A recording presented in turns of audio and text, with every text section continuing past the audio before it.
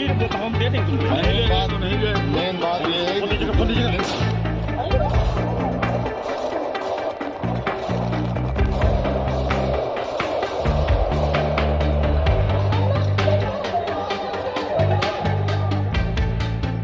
Halo semua, selamat datang kembali di Dokumen Malam. Pada episode kali ini gue kembali menemani kalian di konten yang seru, menegangkan, dan yang paling penting ini semua adalah kisah nyata guys. Dan oh iya, porsi yang akan gue sajikan kali ini cukup banyak, yaitu 10 kejadian kisah nyata dimana semuanya terekam melalui siaran langsung, baik itu melalui media sosial maupun televisi. Dan ya nggak usah berlama-lama lagi, sebelum kita masuk ke dalam inti ceritanya, sekali lagi gue ingetin kepada kalian untuk selalu menjaga hati, pikiran, dan juga akal sehat kalian guys. Karena kita akan membahas orang-orang yang tidak punya hati apalagi perasaan.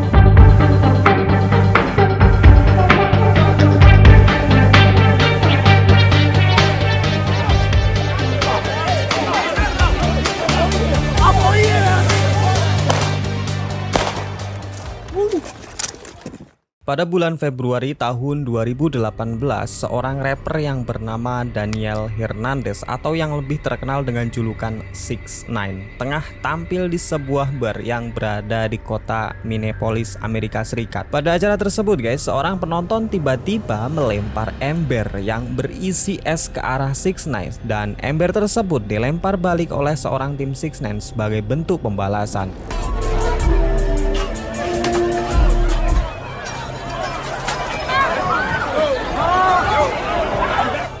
Tak berhenti di situ saja, pertikaian kembali berlanjut setelah acara selesai. Dan dalam keributan tersebut tiba-tiba terdengar suara letusan senjata api yang kemudian membuat semua orang lari ketakutan.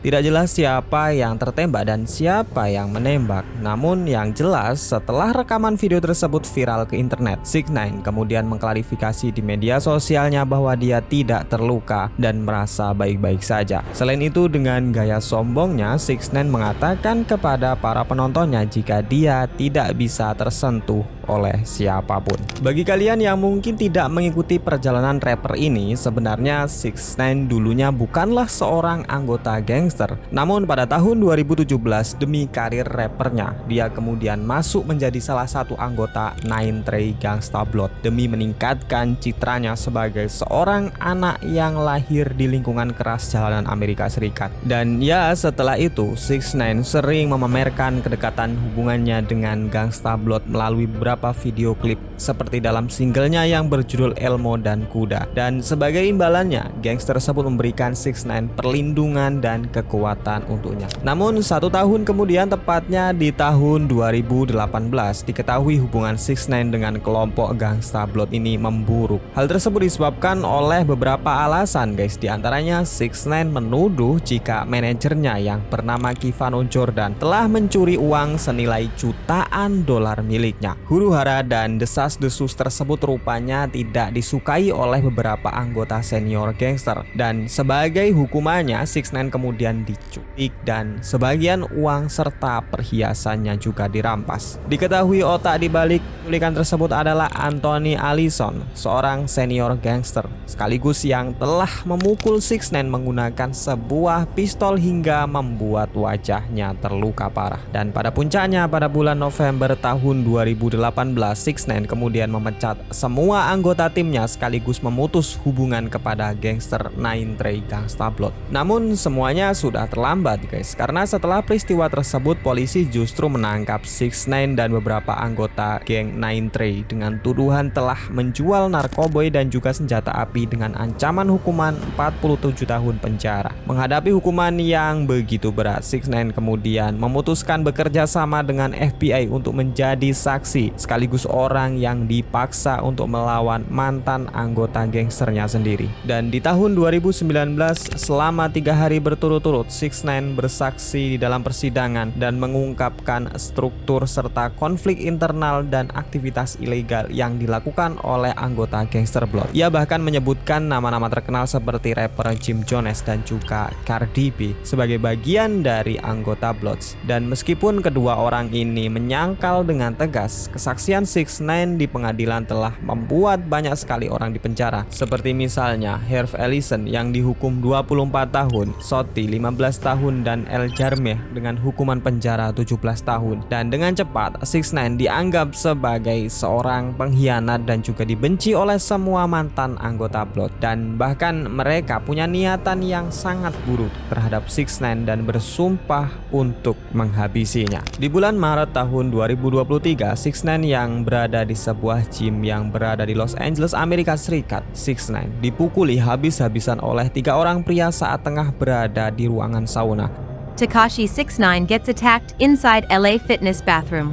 Tekashi 6ix9ine had always known how to trend on social media from 2018 to 2021. Setelah kejadian tersebut, 6ix9ine kemudian dirawat di rumah sakit dan menjadi serangan paling brutal yang pernah dialami oleh 6ix9ine seumur hidupnya. Biang penyerangan tersebut adalah 3 orang, diantaranya adalah Rafael Medina Jr., kemudian Octavius Medina, dan juga Anthony Maldonado. Ketiga orang tersebut kemudian menjadi buronan polisi, namun sampai dengan saat ini mereka belum tertangkap. Sementara di sisi lain, 6ix9ine justru menggugat fitness yang ia kunjungi saat itu dengan alasan telah lalai menjaga pengunjungnya dari bahaya. Namun apapun itu, dari kejadian tersebut 6ix9ine bukan lagi rapper yang bisa menyombongkan diri seperti dulu lagi. Dia sangat lemah dan bisa saja diserang oleh siapapun yang ingin balas dendam dengannya.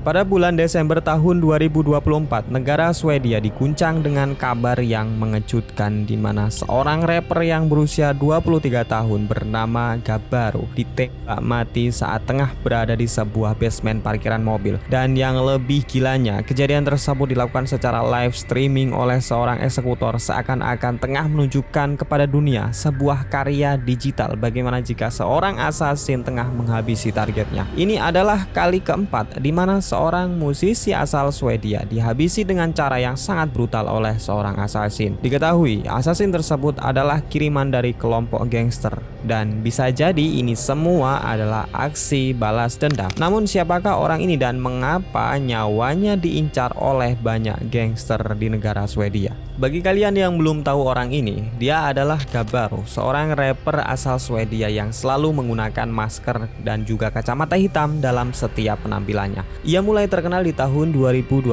lewat lagu yang ia ciptakan dengan judul Roski, yang saat ini sudah ditonton lebih dari 1,6 juta penonton di YouTube dan 11 juta kali diputar melalui aplikasi Spotify. Dan balik lagi ke kasus penembakan dirinya guys, jika kita tarik timeline ke belakang ya, kematian Gabaro ini berkaitan dengan kelompok gangster yang bernama Kal Network, sebuah gangster besar yang sering melakukan tindakan kriminal di negara Swedia. Selain itu, 1 tahun belakang diketahui rekan Gabaro juga ditembak mati saat tengah berada di sebuah restoran. Dan kemungkinan besar insiden tersebut berkaitan dengan perang wilayah kekuasaan gangster di Swedia. Bukan hanya itu, bahkan jauh-jauh hari nama Gabaro sebenarnya sudah muncul di daftar kematian yang berada di media sosial. Namun apapun itu, semuanya sudah terlambat. Di dalam video siaran langsung ini terlihat seorang tengah membawa pistol, menembakkannya berkali-kali hingga membuat Gabaro memelas meminta untuk dibebaskan. Kejadian yang sangat viral di Swedia ini sudah ditangani secara serius oleh pihak keamanan polisi. Namun hingga saat ini pelakunya belum juga berhasil ditemukan. Penembakan Gabaro adalah salah satu serangan tragis dari perang gangster.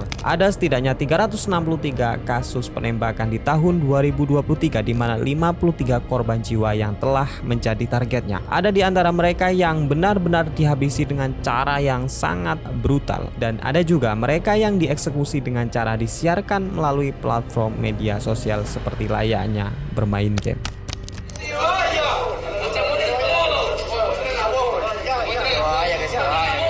This happened at a live broadcast in Ecuador. Armed men stormed the set of a public television in the city of Guayaquil on Tuesday afternoon.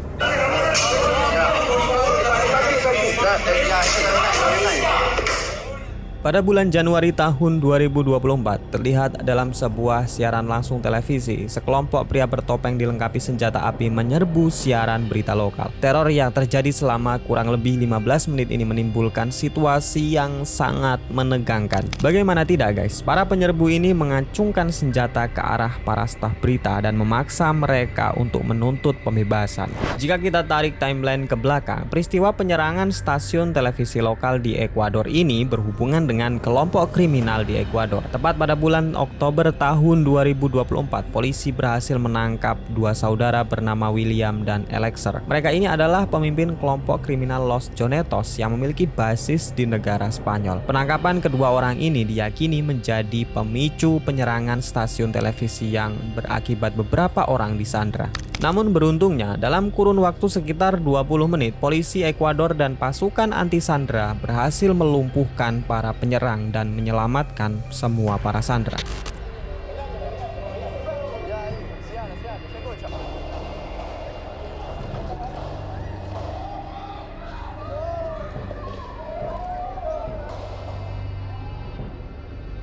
Dari sana diketahui bahwa ternyata beberapa orang yang melakukan teror rupanya masih di bawah umur. Yang itu artinya kelompok gangster ini memaksa anak-anak untuk berperang dan menggunakan senjata api. Gelombang kekerasan dan aksi penyerangan yang menargetkan jurnalis dan tokoh-tokoh publik di Ekuador menandakan bahwa para gangster-gangster ini telah berani menunjukkan gigi taringnya kepada pemerintah. Beberapa lalu bahkan Presiden Ekuador yaitu Daniel Noboa menyatakan jika negaranya dalam keadaan darurat. Ia juga memberikan izin sepenuhnya untuk melakukan operasi militer yang diperlukan demi menegaskan komitmen pemerintah untuk mengakhiri kekerasan. Namun, tragisnya, pada tanggal 17 Januari tahun 2025, jaksa publik yang bernama Cesar Suarez, orang yang memimpin penyelidikan serangan tersebut ditembak mati oleh seorang sikario yang saat itu berada di Guayaquil. Polisi mengatakan jika terduga kuat sang penembak adalah anggota Los John Killers, salah satu kelompok yang menjadi pecahan dari geng Los Jonetos.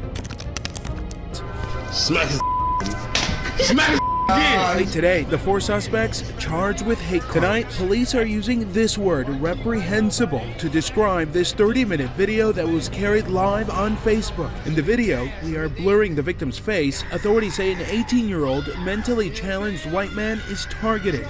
Pada tanggal 3 Januari tahun 2017 terjadi sebuah peristiwa kejahatan yang sangat mengejutkan di Chicago, Amerika Serikat. Saat itu 4 orang remaja menculik dan menyiksa seorang remaja laki-laki yang berusia 18 tahun. Dan yang mengejutkan adalah si korban ini adalah orang yang berkebutuhan khusus alias cacat guys. 4 pelaku pembulian ini bernama Jordan Hill, kemudian Tisaya Cooper, Tanisa Covington, dan yang terakhir bernama Brittany Covington. Mereka menculik dan menyiksa dengan sangat brutal si korban yang tak lain adalah mantan teman sekolahnya sendiri, di mana semua aksi tersebut disiarkan langsung lewat sosial media Facebook. Dalam video mengerikan ini tampak korban yang tengah duduk di pojok ruangan dengan kondisi mulut dilakban dan tangan yang juga terikat. Ia dipukuli kemudian dilecehkan secara verbal dan bahkan keempat remaja ini memaksa si korban untuk meminum air yang diambil dari toilet seraya mengancam menggunakan pisau. Salah seorang di antara mereka bahkan mencukur rambut si korban hingga melukai kulit si korban hingga berdarah. Namun apa yang sebenarnya merasuki 4 pembuli ini dan bagaimana awal mula cerita pembulian ini sempat terjadi?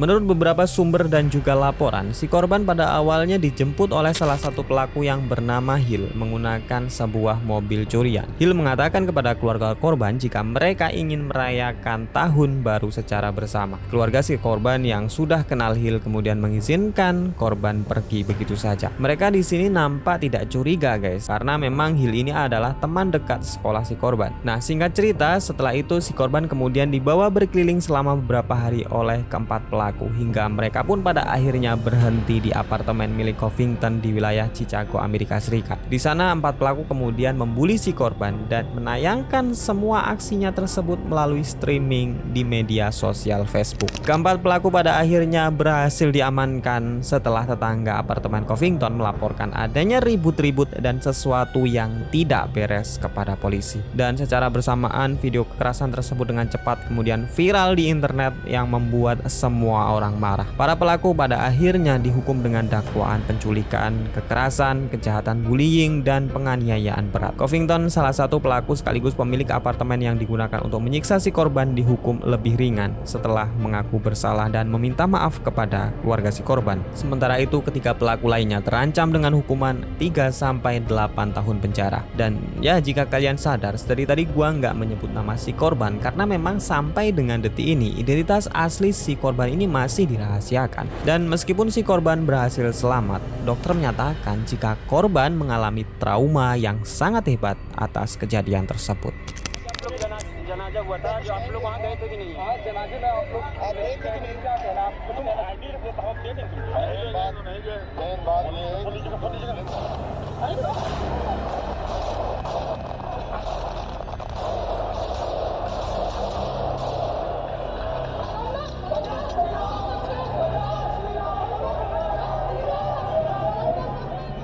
Pada tanggal 15 April tahun 2023, seorang mantan anggota parlemen negara India bernama Atik Ahmed ditembak mati oleh seorang yang menyamar sebagai jurnalis. Diketahui kejadian tersebut berlangsung saat Atik dan saudaranya hendak melakukan pemeriksaan medis di wilayah Piarech dan dikawal oleh petugas polisi. Kejadian tersebut secara tidak langsung disiarkan melalui siaran televisi dan tentunya penembakan dengan jarak sedekat itu adalah rekaman yang sangat-sangat brutal, guys. Jika kita telusuri lebih lanjut, Atik Ahmed ini sebenarnya adalah seorang parlemen India yang memiliki banyak sekali riwayat kejahatan. Beberapa pelanggaran hukum yang pernah ia lakukan diantaranya adalah kasus penculikan, pembunuhan, pemerasan, pemerkosaan di bawah umur, dan masih banyak lagi. Bahkan dia dijuluki sebagai figur kriminal atau bos yang ternama di wilayah Uttar Pradesh. Dia memiliki semacam banyak preman bayaran yang siap untuk melindungi dan melakukan berbagai macam cara untuk mendapatkan apapun yang Atik inginkan. Dan oleh sebab itu, guys, ia pun juga berhasil menjadi salah seorang parlemen di tahun 2005 berkat semua uang dan juga dukungan para preman-preman peliharaannya. Namun ya begitulah, setiap manusia pasti punya musuh dan orang-orang yang membenci. Salah satu rival abadinya yaitu Umesh Pal,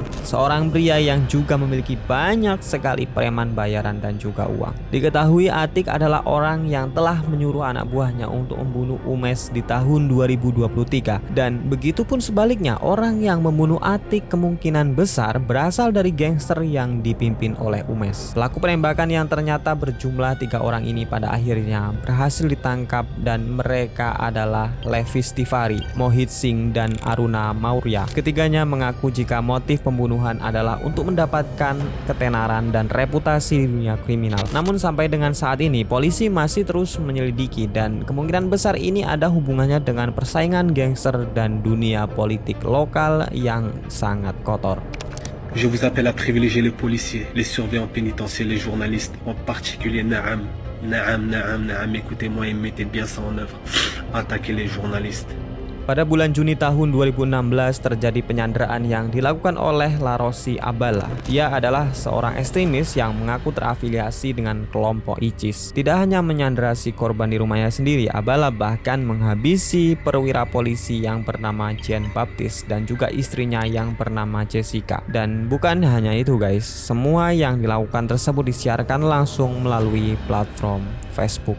Di dalam live streaming, Abala mengaku pada penontonnya jika dia sangat bersemangat untuk melakukan aksi gila tersebut, dan dia juga berjanji akan terus menargetkan si korban secara random. Dia juga menganggap bahwa teror ini adalah bentuk dukungannya kepada kelompok ekstremis ISIS. Dan dengan background anak kedua si korban yang masih hidup, Abala mengatakan jika dia sengaja membiarkan si anak tersebut melihat kengerian dari depan matanya sendiri. Namun siapakah orang ini dan mengapa dia sangat berani untuk melakukan kejahatan tersebut? Orang ini adalah Larossi Abala. Dia adalah warga negara Prancis yang memiliki keturunan darah Maroko. Sebenarnya sudah sangat lama orang ini dipantau oleh FBI karena Abala terlibat dalam berbagai jaringan radikal yang terorganisir. Di tahun 2013 saja Abala pernah tertangkap dengan alasan telah membantu untuk merekrut para pejuang ke negara Pakistan. Namun sayangnya orang ini kemudian dibebaskan dengan alasan yang tidak jelas, meskipun selama hidupnya dia terus diawasi oleh pemerintah Prancis. Bisa dibilang serangan yang dilakukan oleh Abala kepada pasangan perwira polisi ini sudah dirancang dengan sangat matang jauh-jauh hari. Kemungkinan besar sudah 1 minggu lebih Abala selalu membuntuti kemana si korban pergi, jam berapa mereka makan malam, di mana saja mereka akan keluar, dan sungguh perbuatan yang sangat terencana dan begitu kejam. Dia bukan hanya seorang ekstremis biasa guys, dia adalah psikopat yang sudah dicuci otaknya. Namun sampai dengan detik ini Larossi Abala ini belum juga ditemukan dan masih dinyatakan sebagai buronan. We ain't gonna play with nobody out here. We ain't gonna play with nobody out here. We ain't gonna play with nobody out here. For real. You already know. Snap. What's happening?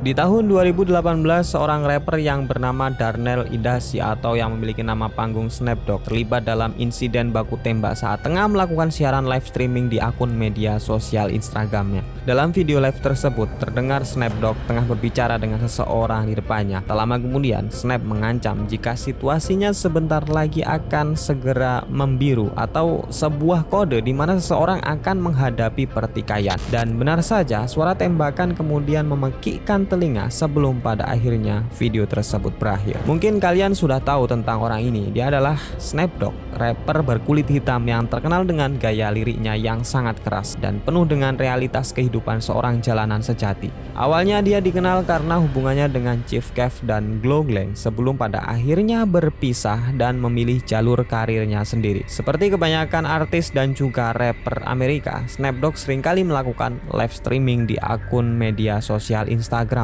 Snap sering memamerkan senjata api seperti pistol dan barang-barang mewah yang ia miliki. Bahkan tak jarang juga dia mengarahkan senjata yang dipegangnya ke kamera seraya menyindir semua musuh-musuhnya.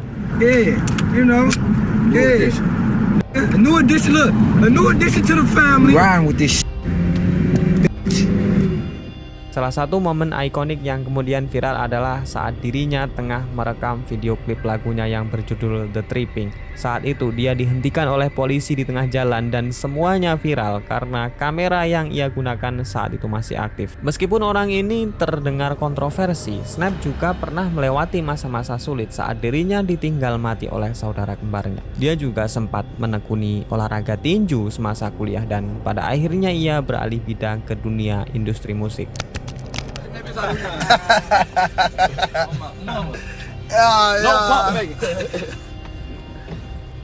That way.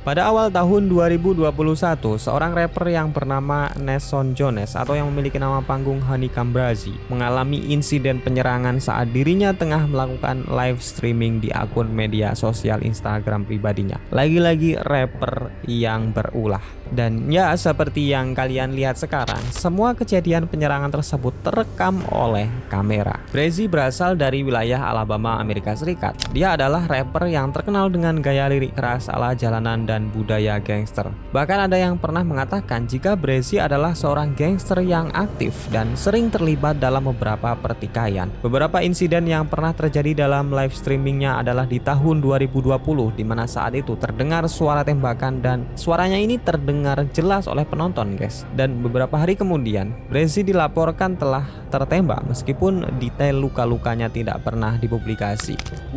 We said we would get up about 150, 200, we're gonna run it. Right, before the show. Before the show, man, y'all already know, y'all know how money bag y'all need that shit, man. Y'all know what's going on, man. I want to see happy ending, y'all. I swear. Di sisi lain, dia juga pernah dengan sengaja memperlihatkan bekas luka tembak dalam sebuah video yang terpisah dan mengatakan jika dia habis diserang oleh seseorang. Beberapa bulan setelah kejadian penyerangan, Breszy kembali mendapatkan serangan saat tengah melakukan live streaming. Dan sayangnya setelah kejadian serangan yang kedua tersebut, dikabarkan kakek dan juga neneknya meninggal dunia akibat musibah kebakaran rumah yang diduga kuat akibat penyerangan. Peristiwa tersebut menunjukkan jika keluarga Breszy memiliki banyak sekali musuh dan selama ini baik dirinya dan juga keluarganya menjadi sasaran bagi musuh-musuh gangsternya.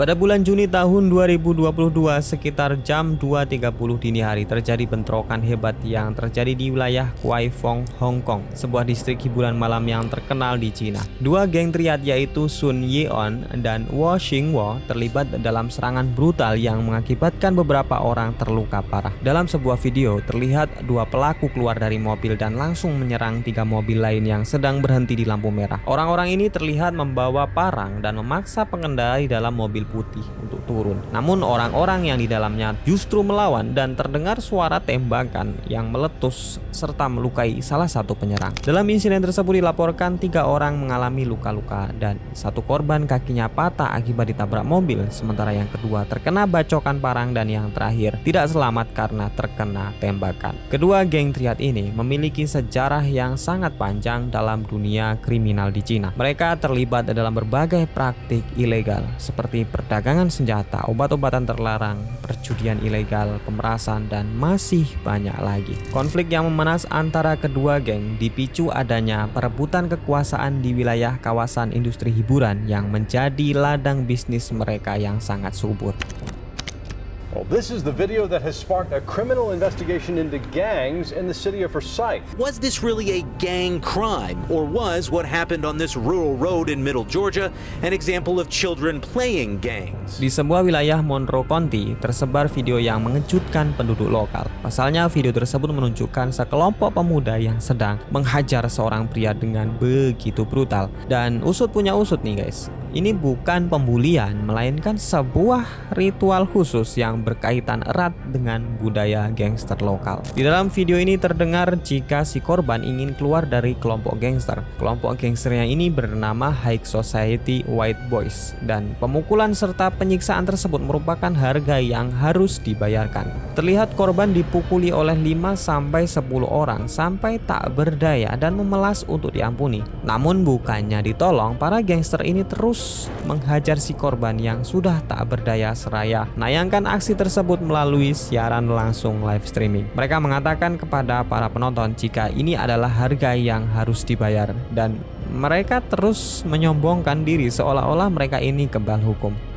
Dan ya itulah tadi guys beberapa penyerangan yang terjadi secara live streaming. Cukup sekian dari gua. Tunggu video selanjutnya dan sampai jumpa di Dokumen Malam yang lebih seru lagi. Bye bye.